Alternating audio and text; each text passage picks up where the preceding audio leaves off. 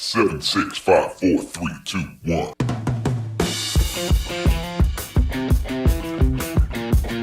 Hi, and welcome to the Marketing Essentials podcast.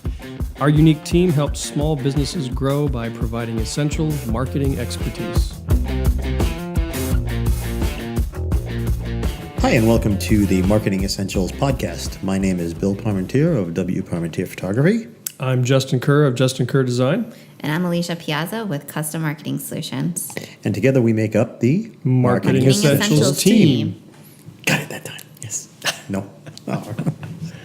The look. Anyway, today's question is, how much should I spend for a website? And Mr. Kerr is going to enlighten us. Yeah. So how much should we spend for a website? $1 million. Thanks Sweet. for joining Thank us, you, and everybody. have No. Wish it was that easy, right? Yeah. $1 million. This is like make one website and retire. Yep. Maybe two. Maybe two, yeah. We've been covering this topic now for several podcasts. How much should I spend for a logo? How much should I spend for a photo shoot? And the running theme through all of these is, well, what is it what is your goal? What do you want to accomplish? Mm-hmm. And I think for this question, how much should I spend on a website, is no different. It's like, what do you want the website to do? And you need to have a strategy. And that will determine how much investment you're going to have into a website. So I think you need to spend time identifying a couple of things. One, your target audience. Who are you trying to reach? Developing your mission statement or your unique value proposition. Mm-hmm. And that is all about, what is it that you're bringing to the marketplace? What is your unique offering? Why should people care about your service or product? Okay. And what do you want the prospective customers or the users of your website, what do you want them to do when they arrive? Buy stuff. Well, okay, that's one option. Yep. I'm just kidding. There's a lot of things. I want them to realize how great I am. Oh, yeah, absolutely. No. Oh, that's Bill's objective. There you go. Realize how great I am. Yeah. So that'll just be a one-page site. I was thinking half a page. Half a page. Share it with... I'll share it with you. Yeah. Speaking of $1 million websites, there was this, I don't know if you remember, this goes back several years. It's called the $1 Million Website. And it was, Ooh, I know this one. It's a bunch of little pixels that had a bunch of little pixels, and you could buy a space. And I don't know if it was a 1 by 1 by or it was like a 10 by 10. I think it was a 10 by 10 if I remember correctly. It was a small piece of real estate, and you'd buy it for $1, mm-hmm. and you could put whatever you wanted in that 10 by 10 pixel space. But they sold these $1 spaces. They sold 1 million of them, and that was a $1 million website. And they actually got the money too. They actually sold everything. made it. Yeah, that was way back when. That's got to be 30 years ago. That's a bigger scam than buying a star. 20 years ago, maybe. 25. Yeah, it was a while ago. It was a while ago. But I mean, it was Alicia was still in. It's one of those things like the first person that has the idea is brilliant, and everybody else that has the same idea is a copycat. Yeah. It only works one time. One time. So we need to. No, never mind. That's like the guy who invented Post-it notes or something. Everyone wishes they had an idea. All right. So back to the topic. You need to figure out what it is you want your website to do. So target audience, your mission statement, your unique value proposition. Get people to buy a $1 piece of real estate. Yeah, exactly. What do you want your users to do when they arrive on the website? So how many different types of websites are there? Well, there's probably several different categories, but I've created just a few. So. And I put these in sort of price point categories. So like, when you go to a restaurant, sometimes they'll have little dollar signs next to the different menu items. So you can see like what's the cheap, what's the intermediate and what's the expensive item on the menu. Yeah. So at the bottom, the bargain website level would be an online brochure. And that's basically a very simple site, just a couple of pages, and it's who you are, what you do, and a way to contact you. So a contact form or a page with your contact information on it. Very, very simple. You could even say, expand it out a little bit. Maybe it includes a portfolio of your work. Mm-hmm. But a lot of freelancers have these online brochures, and it's basic information, what they do, who they are, and how to get a hold of them. Yeah, that's very common in the photography field. Most of your photographers will have that style site. Yeah. Usually nothing too heavy. And those are very simple to put together. They don't usually cost a lot of money. Matter of fact, you could go out and find, within minutes, you could find a template that you could populate with your information, and in an afternoon, boom, you got a website. So that's at the sort of the economic bottom end of the scale. Yeah. Moving up to the $2 to $3 sign level. Well, because that's kind of the way we're doing this. So that was the online brochure was the $1 sign. Yeah. Now the $2 to $3 sign, that's what I call a marketing platform for your business. And this is where a good majority of the people are going to live as far as having a website for their business. It's a marketing platform. So it provides the information of who you are, what you do, why it's important to your audience, but it also has aspects to it as far as establishing your expertise. Maybe it contains a blog, where you publish regularly, establishing your expertise, or maybe it contains white papers or ebooks that people download, that you produce. It also has multiple engagement points, so it's not just a simple contact form. There may be things for people to do, like download resources. Might be a live chat feature. There might be sign up for our newsletter. Multiple ways. More complicated. Yeah, a little bit more complicated, but it's really a tool for marketing your business. And then at the same level of the $2 to $3 sign level is e-commerce site, and that's where the website is your business. This is how you. So like an online retailer. Yeah. Okay. So if let's say you're selling widgets, and you do it through your website. So someone comes to your website and there's information about your company, and maybe a little bit of information about the process of how you make these widgets, or why these widgets are the greatest thing ever, or they're better than the other company's widgets.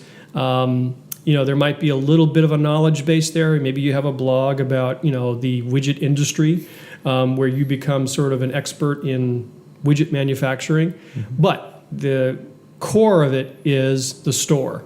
So it's where people can go to shop, research, and purchase your widgets and have them shipped right to their door. So basically, you're putting a whole shopping cart aspect at the back end. The site is your business.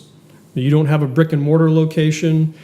All your revenue comes through that website. So yeah, that I can see how that would get a little on the complicated side, trying to figure out a way to.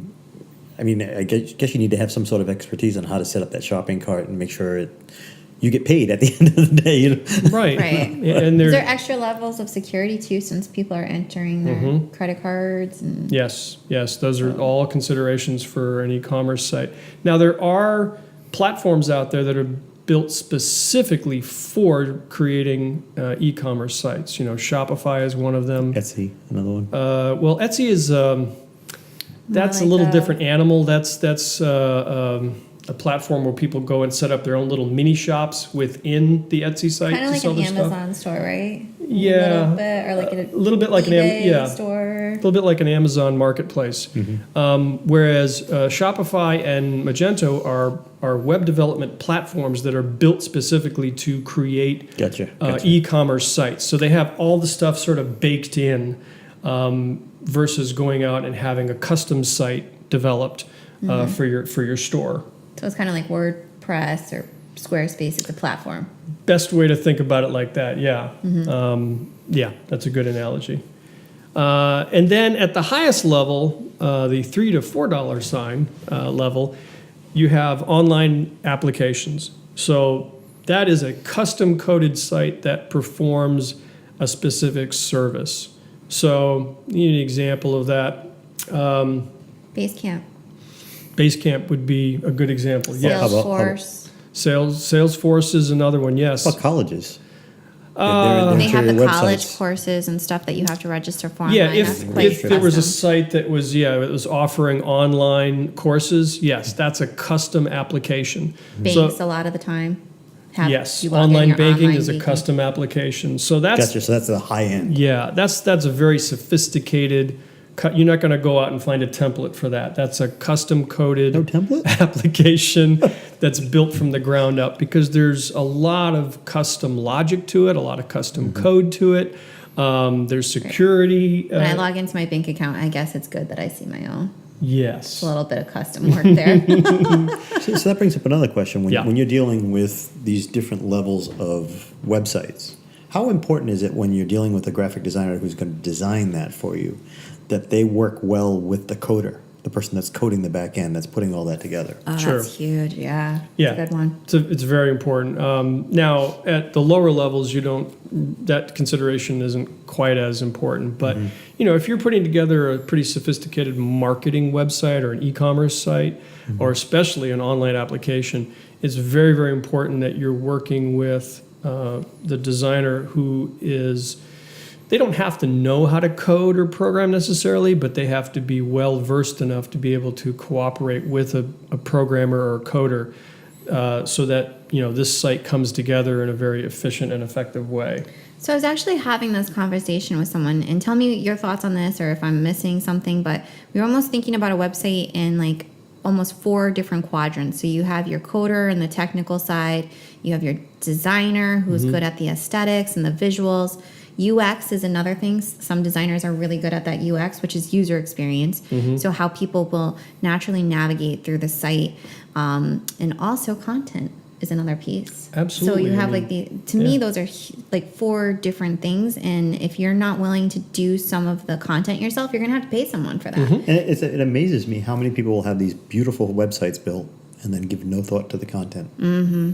Content is king. You think? They kind of forget about that, I feel Yeah. like. They just think that they can plug some generic text in there and they're good. Well, a great example of content being king is Craigslist. Now, Craigslist is one of the homeliest looking websites, aesthetically speaking. Sure. And they've never changed it. Never changed. Their content is golden, though. And the UX, I think they don't change it because the user experience is so ingrained that we know Craigslist is set up with these categories by these regions, Yeah. and you just click the blue link and there's your ad. I'll tell you, they did make one change. I mean, maybe it's a format set up on mine, but they moved around on my screen where certain things were. And I was like, wait a minute, where did this is go? not right. And it's over on the right-hand side now instead of the left, and it threw me off because I'm so used to But it honestly, being the same way. it But other doesn't than that, look no, all that different it doesn't look any different than it did 10, 15 years ago. No, Right. no. Yeah. I'm trying to think, were they around 15 years ago? Yeah, It's been a probably while. about that. Yeah, at least 15. At least. Yeah. Yeah. I know, It's been 15 years, I'd say. Okay. Yeah. It's been around. It a really has while. more of a feel like almost like an online messaging board or something along that line. Yeah. That's I'm what gonna it really reminds me of. But the Alicia's Googling now I to want to find say out. they came around in 2002. So we'll see how close I get. Let's see. I would say 2000. 2000. Yeah, why not? I'm guessing. See, we're all guessing. But they're a good example of, they're not going to win any design Holy awards. cow. What? About 23 years. 23 years. It's probably one of those things that started on the West Coast because all the cool things start on the West Coast, and we got it like 10 years later. It's either that or it was some geek in his basement going, I'm alive. Only 2 people are seeing it, but I'm alive for the next, Yeah. for the first 5 years, Yeah, so they've been around a while. Wow, 23 years. Yeah, we're not getting old. Don't. Yeah, so before 2000, it goes back into the 90s. 95, guys. 95. That's pretty much the beginning of Got the the web. internet, pretty much, yeah. Well, not the internet, but the web. It's true, yeah. That's right, 'cause back then it was... Internet actually goes back to the late 60s, early 70s. okay, But yeah. the web as far as like a... That's back to AOL days. Oh, no, it goes back to... I'm talking about Craigslist when they first started. Craigslist? Yeah. Definitely. It definitely probably started in a region and took off across. Oh, I sure. think it started, you got the Wikipedia page, I think it started in San Francisco. Correct. Oh, go Justin. Bingo, ding, ding, ding. Do we want to Should do a we- little trivia today? I'm going to have to do a little bell thing when we go back and edit this. But and the they're- founder's name was Craig. Craig, what? yeah. Craigslist. No way. I thought it was Frank. Who knew? But, like I said, they're not going to win any design awards. Their UX really hasn't changed all that much. Now, I've seen at least a half a dozen blog posts about some designer who wants to, redesign Craigslist and make it better. And a lot of times it does, but people have gotten so used to the way it functions that to change it would be catastrophic. You think? Right. People would stop using it. Yeah. So... Sorry, I didn't mean to get us on that. No, that's fine. I mean, we're still talking about websites. But I think those categories that you mentioned are critical. There's the the user experience aspect of a website. There's the user interface, the visual design. There's the back end and how it all functions and comes together. And the content. The content is absolutely critical. Right. And so if you're on the lower end of a website budget, you're probably not getting the fullest extent of every single one of those areas of expertise. No, I is mean, my like guess. the online brochure, the first one, there's really not content there outside of what you do and I mean, there how to get a hold is, of you. but you don't have to consider it as heavily. And it's not fluid. It's pretty much once it's there, right? Yeah, I mean, you're going to need to come up with something for your about page, or who you're about. I still think, regardless of what level website you're on, I still think you need to consider those things that I mentioned at the beginning of the episode, which is, who's your target audience? What's your mission statement? Right. Why do you exist, right? And what is it you want people to do when they come to your site? So, that goes for any of the levels, but. As I was putting the notes together for this episode, I was thinking about some of the companies that I've come across that use Facebook as their website. And, I think for some things that's okay. I mean, I don't recommend it. Yes, you can do it. But I think one of the things that you run the risk of is people not taking you as a legitimate business. Because there is something psychological about a website that says, I'm an established business, I'm legitimate, even though I don't have a brick and mortar location, I'm for real. And what's the first thing people do when they hear your business? They're going to go Google it. And if you have just a Facebook page, it may or may not show up on Google at all. And Correct. Now, I've seen some companies, some businesses use Facebook effectively as their sort of home base. I mean, if you're running a food truck, maybe a Facebook page is all you need, or an Instagram account. But if you're a plastic surgeon, I don't recommend that. Joe's Plastic Surgeon Shop. I mean, really, if you looked up this plastic surgeon and they didn't have a website, would you go to them? No. Yeah. Yeah. So I think it has to do with maybe the nature of your business, but generally I recommend that people have a real website and Sure. not I just agree. use social media. Now, social media is great. It's a great supplement to your website. But I see the website as sort of the core of your marketing strategy online. Correct. I agree with you. And I'm I a do social too. media person. So. Now, we covered this a little bit in podcast 8, should I build my own website? And I think, for the most part, I would recommend going and listening to that podcast to find We out. decided the answer was no, right? No, absolutely you can. Absolutely you can. Well, you can, but should you? Well, if you go and listen to that podcast, there's a whole series of questions that you should ask yourself before launching into that. Yes. But let's say you decide, okay, I want to build my own website, and because I have a very limited budget, I'm just starting out. There are options for you, and there are options that are, I'll call free-ish. They're not absolutely free, but they're as close to free as you can possibly get. Now, Google has a website builder that you can use. So if you have a Google account, a Gmail account, you can go in there and use their website builder and build yourself a website. Vistaprint, the online printer, they have a feature where you can build your own website. Websitebuilder.com is another one. And there's lots of them out there. Now, where you may run into a little bit of money is you may have to pay for hosting. Sure. For the site to be hosted. You may, if it's a really free site, you may have to put up with ads. There'll be ads I for hate other that. people on your site. Nah, that's not cool in my opinion. I don't know. I don't think it's cool either, but if you're looking to get out for $20, So I almost begs this question: is it worth building one with a free site like that, or would you suggest don't build one at all? I don't recommend that. I'm just saying there are some options. No, I'm out just there. I'm just asking, for the people that are getting free Right. websites, we should be telling them, no, don't get it. You can WordPress. You can set up a free WordPress site. Yes. Now, it can't be a business site, right? Squarespace is the same way. You can have a website there for very little money, but if you want to go to a business site, It jumps up in price, the yeah. price jumps up. And that makes sense because you're going to be using the website as your business to market yourself and to generate revenue. So why wouldn't you make an investment in that, Sure. right? It's a marketing tool now. If you just want to blog, go get a free WordPress site and blog away. you know. Or Blogger, for that matter, if you're going to go into that. Is Right. Blogger still around? They got absorbed into Google. Yeah. They're A big surprise. They're technically still around, but Big surprise. Google swallowing somebody Yeah. up. Yeah, right. so that's the free-ish end of it. And, you know, for that level, I'd say your investment is anywhere between no money and about $200. Okay. And that's for some people, that's where they need to start. Then getting up to the next level, which I'm going to call inexpensive to moderate investment. That's, Squarespace, Wix, WordPress, those platforms which are well established. And you can build a site yourself, or you can hire a web designer to build you as simple or as complex site as you want on a WordPress platform. Squarespace and Wix, because they're templated, they are a little bit limited, although they're getting better all the time and adding Have you features. actually built Squarespace sites for people? My site is a Squarespace No, I mean site. for others people. Oh, yes, I have. I'm sorry. Yeah, so my site's a Squarespace site. I have built Squarespace sites for other some of my clients, and they have a limited budget, and they're more at the level of online brochure, or maybe just a little bit more than an online brochure. So that more than meets their needs,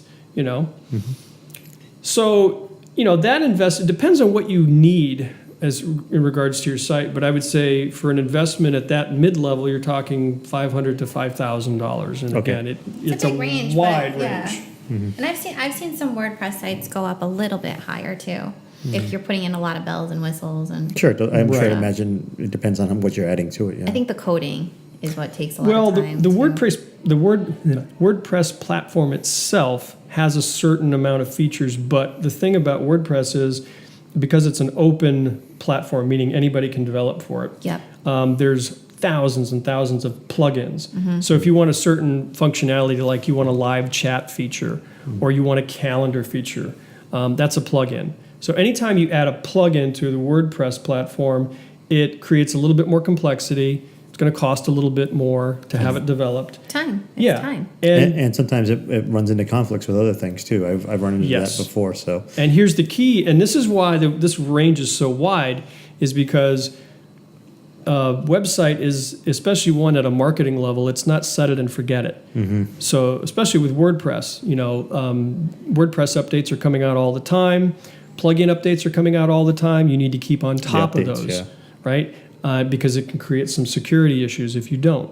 Or it can create issues where things stop functioning. I'm sorry. Go ahead. Yeah, one day you go to your site and your chat feature's not working anymore because you didn't update it. Yes, So- I see that all the time. Sorry. Yeah. So It what's the annoys next me. step above that moderate? All right, so this is what I'm calling the expensive level, I guess, or the highest level investment, and that is a custom built site to your specifications and needs. And that is where you work with a developer and a designer to create something from scratch. And that is like going and getting a custom made suit. You pick out the cloth, they measure you, they fit it to your specifications, and it's made for you. Gotcha. And these are complex sites. They require custom logic, custom design. They have security considerations, some of the things we were talking about before. And you use these sites and you don't really realize how complex they are until you stop and think about it. Right. Like, wow, this must take a lot of work. I'm sure it's like what we talked in the past podcasts. A well-built site is so seamless that you don't even realize it. Sort of like a well-lit photograph or a well-done social media campaign. It's Well, seamless.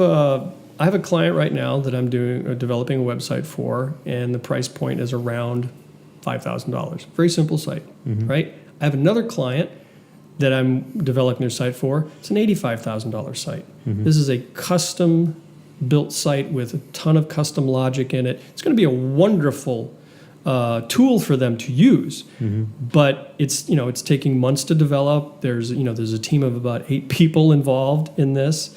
It's a very complex thing, but it's right for them. It's the exact right thing for them. Having a team of that size at that price almost sounds like a steal to me. Well, there's on my end of it, on the development and design element, there's 2 team members on their side is where the bulk of it is. So they've got That's a good to have all those people on your side, and I think that's something people don't think about.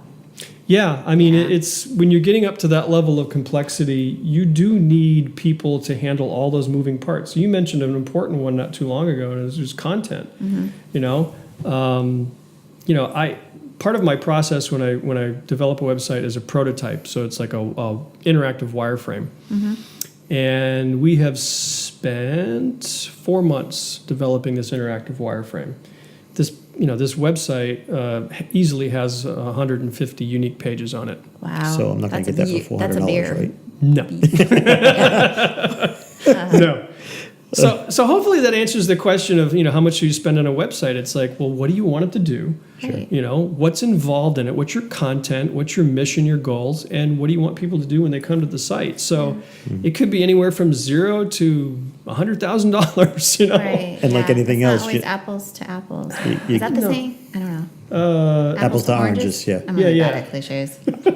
Basically, you got to make sure you're not looking for a Cadillac for the cost of a Hyundai. Yeah. That's what it comes Right, down to. Yeah. right. And like we've said in several of these podcasts about, well, how much should I spend on this, that, and the other? It really comes down to what works for you. What's going to work for your business?